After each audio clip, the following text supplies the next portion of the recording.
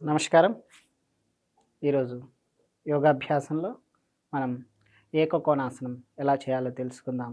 ఈ ఆసనం చేయడం వల్ల ఎలాంటి బెనిఫిట్స్ ఉన్నాయి, మరియు ఈ ఆసనం ఎవరు చేయాలి, ఎవరు చేయకూడదనేది మనం తెలుసుకుందాం. ఏకకోణాసనం చేయడం ద్వారా మనకి లోవర్ బ్యాక్ పెయిన్ తగ్గుతుంది. అలానే మనకి బ్యాక్ అలైన్మెంట్ అనేది వచ్చేస్తుంటుంది. మనం ఎప్పుడైతే ఈ యొక్క ఆసనం చేస్తుంటామో మనకి లోయర్ బ్యాక్ నుంచి అనగా మన వర్టిబల్స్ 33 వర్టిబల్స్ అనేవి కంప్లీట్‌గా స్ట్రెచ్ అవుతాయి. అలానే షోల్డర్స్ కానీ మరియు మనకి నెక్ సంబంధించిన మజిల్స్ కానీ అన్నీ కూడా స్ట్రెచ్ అవుతాయి.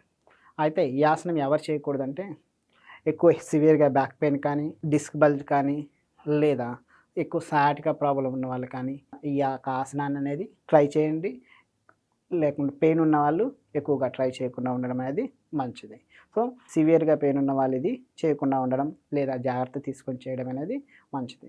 సో, ఇప్పుడు ఎలా చేద్దామనేది చూద్దాం. నెమ్మదిగా మనం 2 చేతులను కూడా పైకి తీసుకుంటాం. ఇలా పైకి తీసుకున్న తర్వాత హాఫ్ బెండ్ ఫార్వర్డ్ బెండ్ చేస్తాం.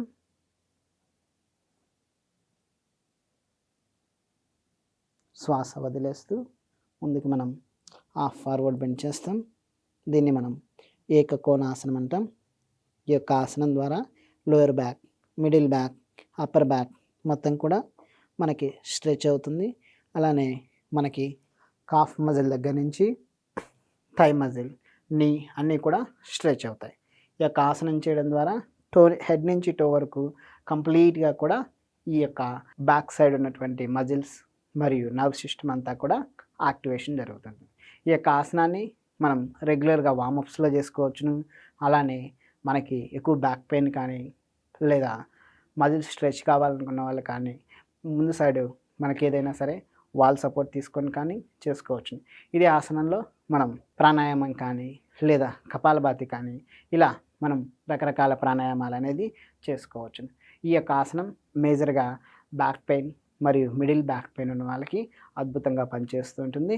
ఈ రకంగా ఎవరైతే మిడిల్ బ్యాక్ పెయిన్, మనకి షోల్డర్ ప్లేట్ ప్రాబ్లమ్ ఉన్నవాళ్ళు రెగ్యులర్‌గా ఈ ఆసనం చేయడం ద్వారా మనకి షోల్డర్ ప్రాబ్లమ్ నుంచి బయటపడవచ్చును. నమస్కారం.